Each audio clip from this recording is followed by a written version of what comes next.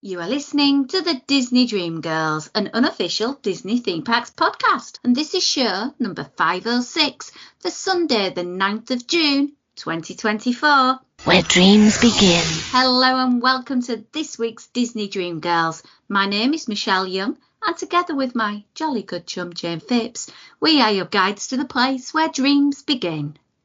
Hello there, Jane. And hello there, Michelle. And how are we doing this very fine week, our first week of June? First week of June. So for all our friends in education, this was the time where we found out where we will be teaching next year, because I know it sounds really bizarre because a lot of our friends from senior schools or in other countries, they get a job and that is their job, and it is that year group, it's that subject. But for us in the UK, in primary school, which is education up to the age of 11, you are appointed to the school, and the school could move you from anywhere from teaching 4-year-olds to teaching 11-year-olds. So it's a time of year where staff like me are incredibly anxious. But I found out this week, joy of joys, I am staying and remaining in year 6, where I have been for about 11 years. And I really like that little home I've built for myself. I think it's testament, Michelle, to your work ethic and the results that you get with your kids. Oh, thank you. Well, we'll find out the results on the 9th of July, so we shall see.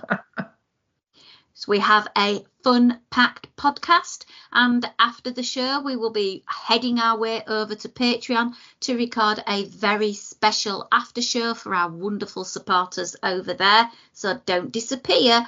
You get double if you support us on Patreon. Anyway, Jane, I've dug out some history. Oh, right. The history is particularly meaningful to me. Oh, okay. So we're going to go all the way back to 1902.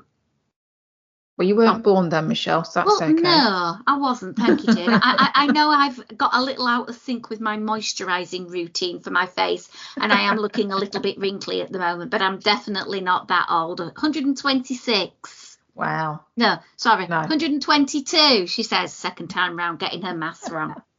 Go on, then what happened in 1902 then? Yeah. 8th of June in Chicago, Elias and Flora Disney baptised their 6-month-old son, Walter, at St. Paul's Congregational Church. The Disneys are loyal members of the congregation. In fact, Flora herself plays the organ, and Elias is a carpenter, and he has helped build the church. Oh, wow. The link? Yeah, go on. And there are 2. Oh. There are 2. The first one, my mummy was born on the 8th of June in 1948. So on the 8th, she will be 76 years of age. Wow, 76 years young. Yeah, well, until she remarried, her surname was Young, in fact. So, yes, I've maintained my maiden name. I'm a modern girl. So, the second link... Where was Walt baptised? St. Paul's, I think you said. St. Paul's, which we know. St. Paul's Cathedral in London. Feed the Birds, all links in nicely. However, it links in a little bit nicer because near to where I live, there was a church called St. Paul's. Ah. It is now a private dwelling, and it's at the bottom of my road. So I am very fortunate. Before they did the full conversion, I was able to purchase one of the said pews and have that in my home. I remember that, yeah. So, yeah, nice little link there. And then we're moving to the 9th of June. Right. Celebration, Party. Guess whose birthday is on the 9th? No idea. I'll give you a clue. DFD. DFD. No? No, 90? my brain. Hey, no, what? No? This is how to confuse Jane very easily by just randomly saying words at her. Donald Fauntleroy Duck celebrates his 90th birthday. Of course he does. He's 90, isn't he, this year? Yeah. Now, you cannot be a child living, or an adult in my case, that has not had a go at doing your best Donald Duck impersonation. Because he's known for he's basically, you can't understand speech. He's mischievous, he's temperamental, and at times a little bit pompous. He has appeared in the most Disney films than any other Disney character, and his debut was in the 1934, because he's 90, Wise Little Hen. Wow, I didn't realise that he'd appeared in more than anybody else. How interesting. Yeah. Well, I just thought I'd share. There are lots of things happening in the world of Disney celebrating Donald Duck's birthday. I've seen Loungefly, I've seen zippers, I've seen hoodies, I've seen the whole smorgasbord. I've even seen waffle cones and donuts comboed into an ice cream. Oh, now there's a surprise. There's a celebration happening and Disney managed to get food involved. Exactly. It's like we are twinning our brains. My last piece of history is linking up to 1917. And this one does also link to my family. Oh. Walt Disney graduated from Benton Grammar School in Kansas City, Missouri. If you remember, the Disneys moved to Kansas City after their Marceline farm had failed. Walt then enrolled at Chicago's McKinley High School in the fall of 1917. He attended for a year, and then he volunteered as a Red Cross ambulance driver. And we know the story. The lovely Jim Corcus, as God rest his soul, has shared it before with us, how Walt would go on to cartoon on the sides of the ambulance trucks, how he changed the date of birth on his paperwork so that he could appear to be a year older to join up. And the link to that story and my personal story is that he graduated Benton Grammar. My children and both my parents attended Benton Park High School over here in a place called Leeds. Oh, how strange. Well, I was say a classic. It's a small world, Michelle. It is, but the thought process is that my parents and my children went there. I didn't. I went to the grammar school, very posh. It was not as posh as it sounds, but I went to the grammar school, which I was one of the last year groups to be processed through the grammar school because it was knocked down and now it's a housing estate. Oh, bit of an unglamorous end for it there. Quite sad. Quite sad. Anyway, we are digressing. Let's continue with this week's show. And we have a mixed smorgasbord of Disneyness for you this week, ladies and gentlemen. So I hope you're sitting comfortably with a beverage of your choice. I don't know about you, Jane. Chin chin. I've got a cup of Yorkshire tea. Oh, I'm drinking black coffee at the moment. Do you know, if you cut Jane open, it would be filled with black coffee. I'm serious, guys. She just lives on it at the moment. Yeah, it's once the coffee pot goes on in this household, it's on pretty much, until about 6 o'clock in the evening, and then we convert to tea. Don't know why that happens, but that's what we do. We all like to have that meaningful souvenir that we can bring back from our holidays, and it is Unique. Yeah, something a bit different, Something a bit different. You might want to get it as a gift, and particularly for a child, perhaps, that might want to have something that's a little bit special. I found something that I thought, wow, that is a really cool thing. Right, so, okay. Disney Springs, the big Coca-Cola shop. Oh, right, yes, yeah. They have a machine where you can personalise the printing on the Coca-Cola can and include somebody's name and get it printed and take it home as a gift or a surprise. Obviously, bear in mind TSA rules on fluids. Oh, yeah, got to be careful about that. But, yeah, how cool is that? What would you pay for a gift like that? And it does come in a nice little box as well. I would like to think so.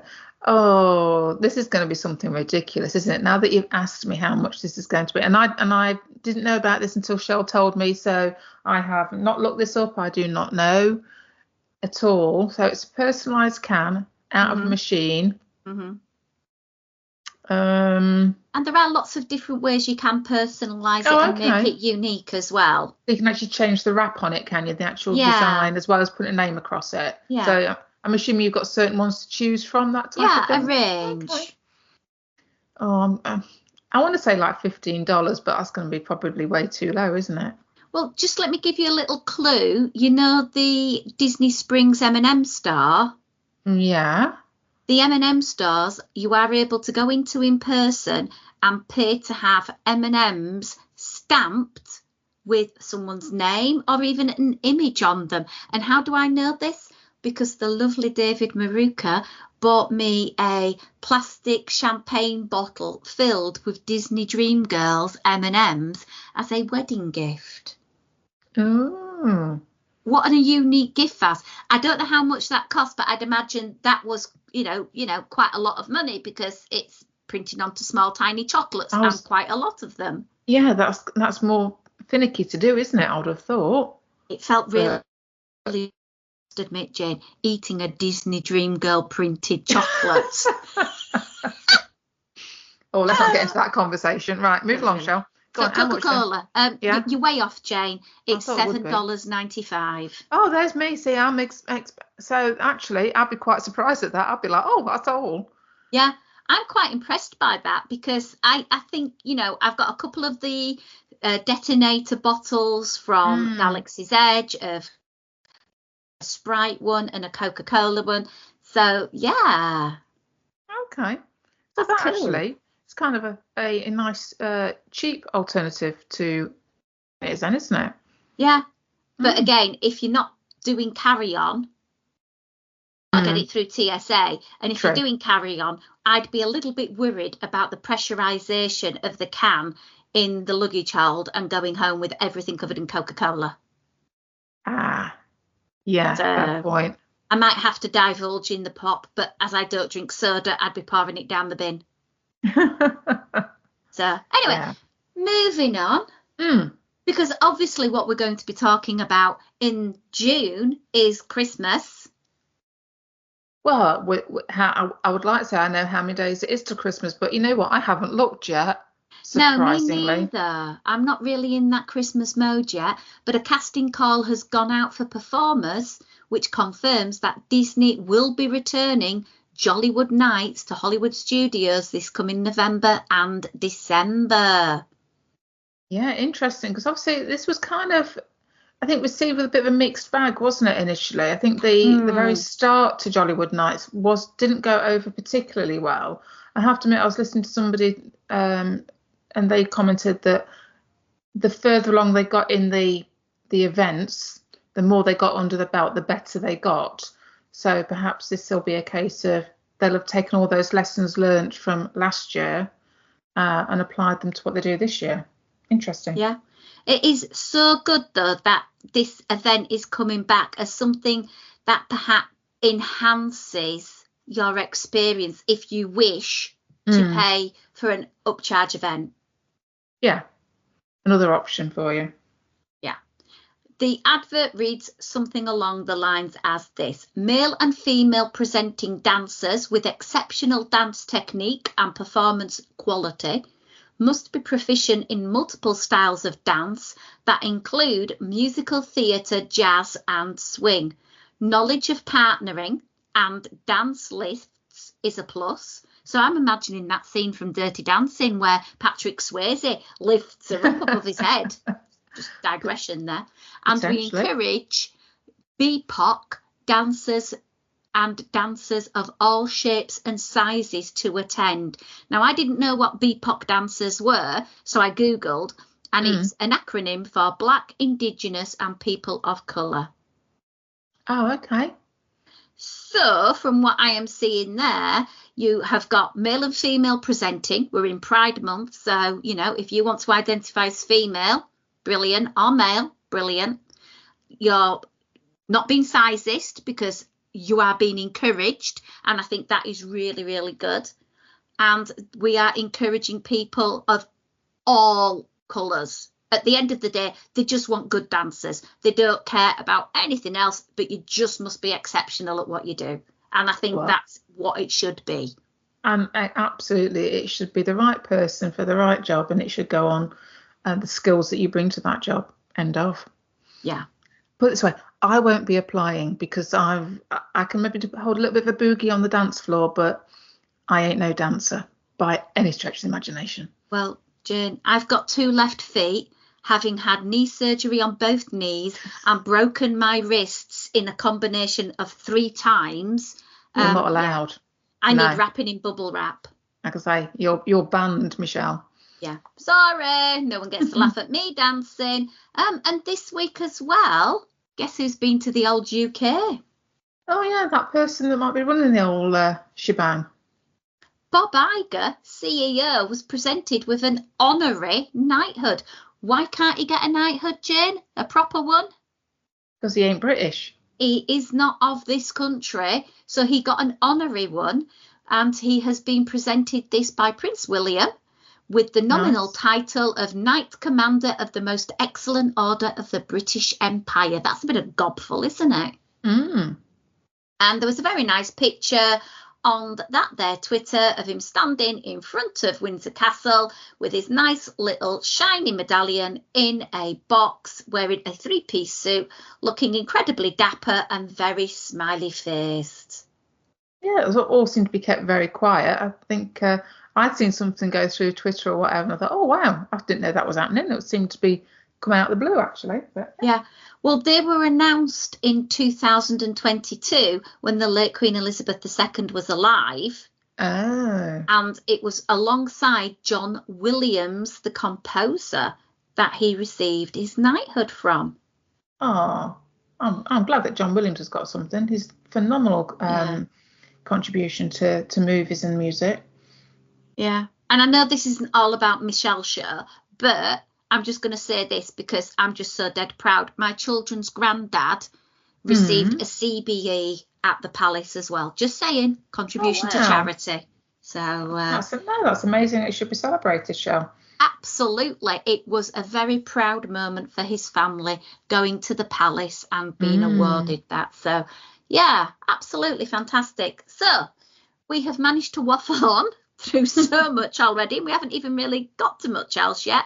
I gather on our Disney Dream Girls podcast family page over there on Facebook, we had a little bit of a chatteroony with regards to Genie Plus. Yeah, we did, didn't we? Yeah. As to how much one would pay for it, if one would pay for it at all.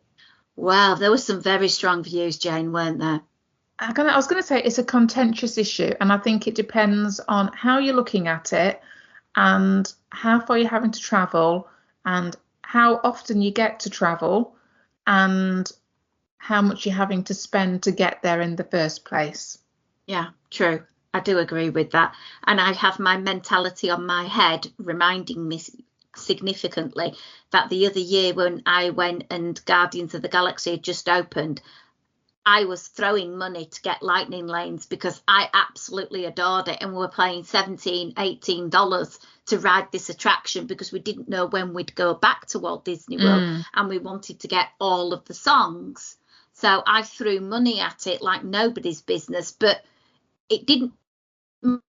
Money just sort of fell from the sky. It meant that money was not available to spend on food or merch because, like a lot of people, I budget. I have X amount of dollars, and when that runs out, Michelle's basically living on tap water.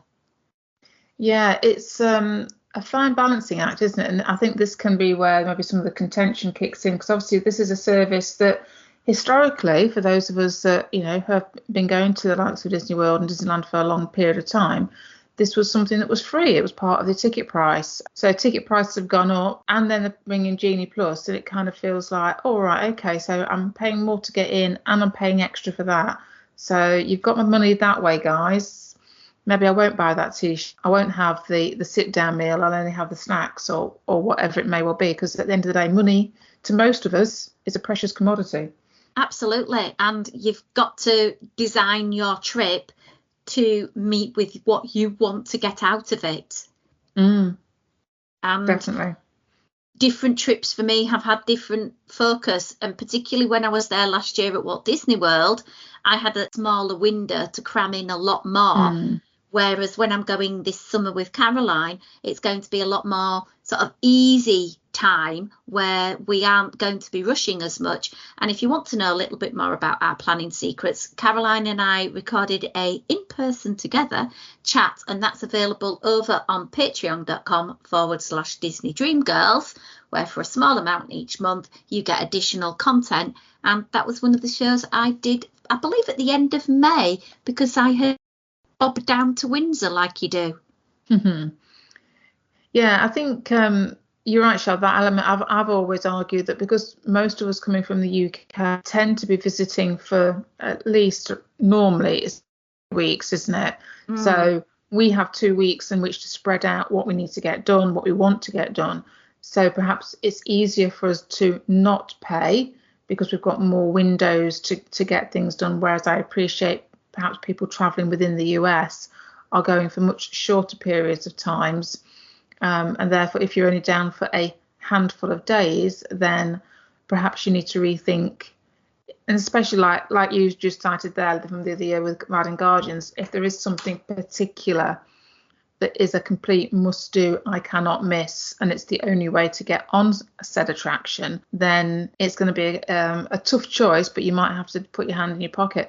I think the problem is, you know, if you're traveling on your own, that's fine. If all of a sudden you're a family of 4, Genie Plus is up to $20-30 a day, that's a lot of money to shell out on top of your ticket price. And especially when you weren't anticipating to do that. If you've booked your trip a long time out, when the prices of Genie Plus were at a much lower level, or perhaps it wasn't even introduced when you booked your trip, that starts to get that little bit of anxiety and annoyance out there that you've been expecting to have this much money available, and if you want to get on multiple attractions, you've got to pay X amount extra, which I think is possibly for some people why they are saying no. It's a principle.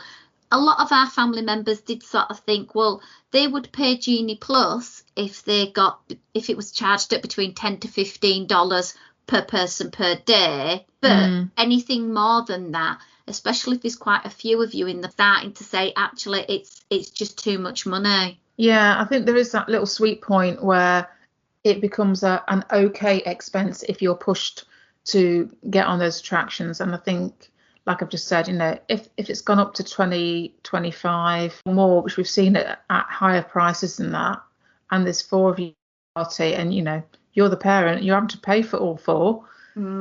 It's a big chunk. And say if you've paid, I don't know, if you pay $30, you've got $120 that you've paid for rides.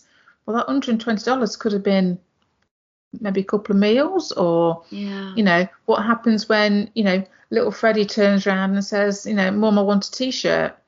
Well, you've just spent $120 on Genie Plus, you can't have your t-shirt.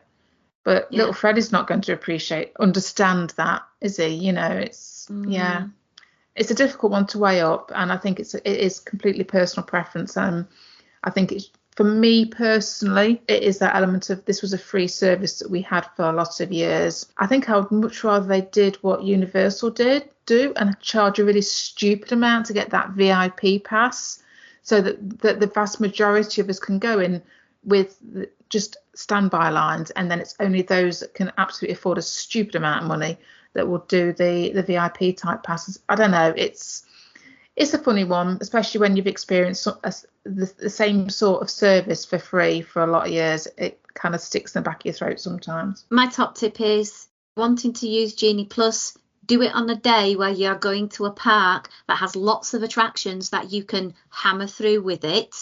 And don't do it on a day where you're not getting in the park till lunchtime, because at that point you're not going to get the value, because a lot of the big hitters you won't be able to get because they'll have all been sold out. You know, you won't be able to get the attraction availability.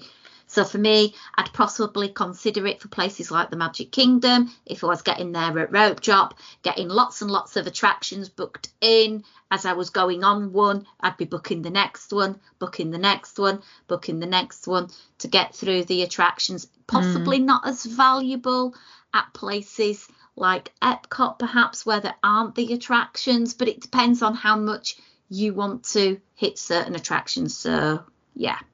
It just annoys me when I join queues like Journey into Imagination. It's got a 40-minute line because everybody's using Genie Plus on it. Yeah, I think this is the thing. I think people are ending up just buying it regardless, and not, like you say, not actually thinking about, do I actually need it for this park? Is there enough attractions here that's going to warrant using it? Because if they weren't all stood in line for the lightning lane, you probably find that the average wait time would drop and would be quite acceptable to most people.